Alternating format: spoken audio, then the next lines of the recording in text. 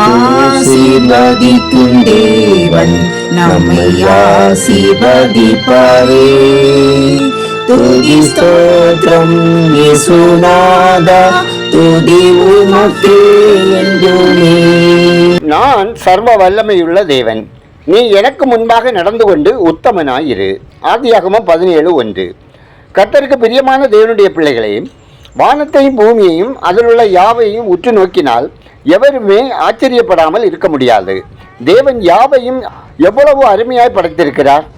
ஒவ்வொரு சிருஷ்டிக்கும் அவற்றுக்கேற்ப காரியங்களை தேவன் நேர்த்தியாகவே அமைத்து கொடுத்திருக்கிறார். தமது சிருஷ்டிகளை தேவன் பாதுகாக்கிறார், போஷிக்கிறார். நம் தேவன் உண்மையிலேயே ஆச்சரியமானவர். இப்படிப்பட்ட தேவனுக்கு முன்பாக நாம் எப்படி வாழுகிறோம்?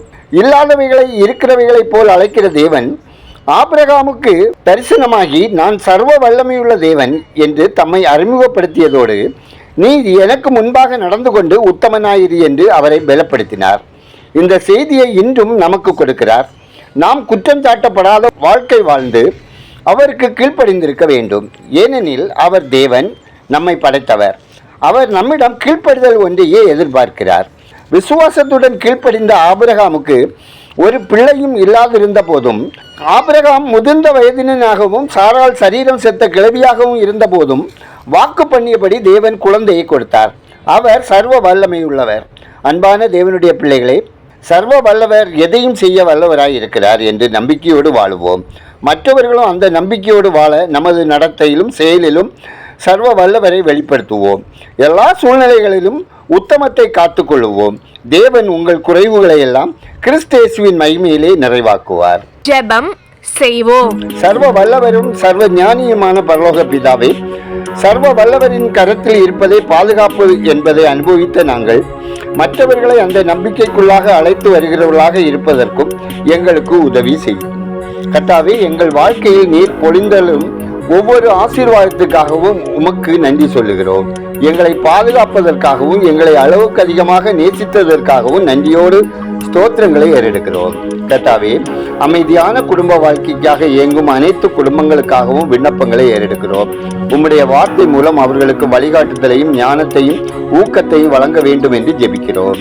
கர்த்தாவே, நாங்கள் எப்போதும் உமக்கு பயந்து உம்முடைய பரலோக கண்ணோட்டத்தை புரிந்து கொள்ளவும் உதவி செய்தல்ல ஜெபிக்கிறோம்.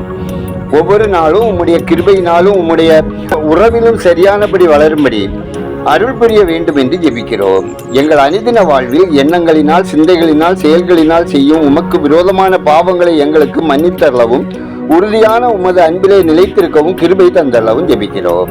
கர்த்தாவே, ஒவ்வொரு குடும்பங்களில் அவர்கள் கையிட்டு செய்யும் எல்லா காரியங்களையும் பிரயாசங்களையும் தேவரீர் ஆசீர்வதித்து அவர்கள் கூடாரம் சமாதானத்தோடு இருக்க கிருபை செய்தல்லுங்க. ஆண்டவரே, கொடிய வியாதியினாலும் வைரஸ் தொற்றுகளினாலும் சிகிச்சையில் இருப்பவர்களுக்காகவும் பலவீனத்தோடு இருப்பவர்களுக்காகவும் அறுவை சிகிச்சை பிரிவில் அனுமதிக்கப்பட்டிருப்பவர்களுக்காகவும் தொடர் சிகிச்சையில் இருப்பவர்களுக்காகவும் ஜெபிக்கிறோம். அப்பா, வியாதி படுக்கை முழுவதையும் கர்த்தர் மாற்றி போடவும் அற்புத சுகத்தை பெற்று அனுபவிக்கவும் கிருபை செய்தல்ல ஜெபிக்கிறோம். தேவன் தாமே குழந்தைக்காக காத்திருக்கும் ஒவ்வொரு குடும்பங்களிலும் வசனத்தை அனுப்பி குணமாக்கவும் அற்புதமாய் குழந்தை செல்வத்தை பெற்றுக்கொள்ளவும் ஜெபிக்கிறோம். தேவனுடைய பெரிதான கிருபையால் தேசமெங்கும் ஆரம்பிக்கப்பட்டு நடைபெற்று வரும் அனைத்து மிஷினரி ஊழியங்களுக்காகவும், மிஷினரி ஸ்தாபன பொறுப்பாளர்களுக்காகவும், ஊழியர்களுக்காகவும், அவர்தம் குடும்பங்கள் பணித்தளங்களில் நடைபெற்று வரும் ஊழியங்கள் ஆசீர்வதிக்கப்படவும், ஊழிய தேவைகள் சந்திக்கப்படவும், கொடுக்கும் ஜெபிக்கும் கரங்கள் ஆசீர்வதிக்கப்படவும் ஜெபிக்கிறோம். ஆண்டவரே, வேலைக்காக காத்திருக்கிற பிள்ளைகளுக்கு தேவரீர் தந்த வேலைக்காக நன்றி செல்லுகிறோம். இன்னும் வேலைக்காய் முயற்சிக்கும் பிள்ளைகளுக்கு தகுதிக்கேற்ற வேலை கிடைத்திடவும் தேவன் கிருபை செய்தல்லுங்க.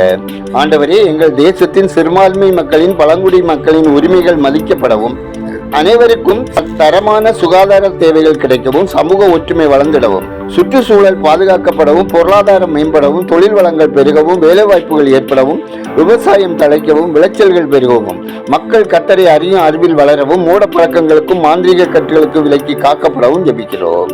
நீர்வழி, தரைவழி, வான்வழி பயணம் செய்யும் மக்கள் பாதுகாப்பான பயணம் செய்யவும், ஆபத்து மோசங்களுக்கு விலக்கி காக்கப்படவும், கடன் தொல்லையினால் கஷ்டப்படுகிறவர்கள் துன்பம் துயர் துடைக்கப்படவும் ஜெபிக்கிறோம். அப்பா, இந்த நாளில் பிறந்த நாளை, திருமண நாளை காணும் ஒவ்வொருவரையும் பேர் பேராக ஆசீர்வதிக்க வேண்டும் என்று ஜெபிக்கிறோம். எங்கள் ஜெபத்தை கேட்பவரே, அதற்கேற்ற பதில் தருகிறவரே, உமக்கு நன்றி சொல்லுகிறோம். துதிய நமைமை உமக்கே செலுத்துகிறோம். இயேசுவின் நாமத்தில் ஜெபிக்கிறோம் எங்கள் ஜெபங்களும் நல்ல பிதாவே, ஆமேன்.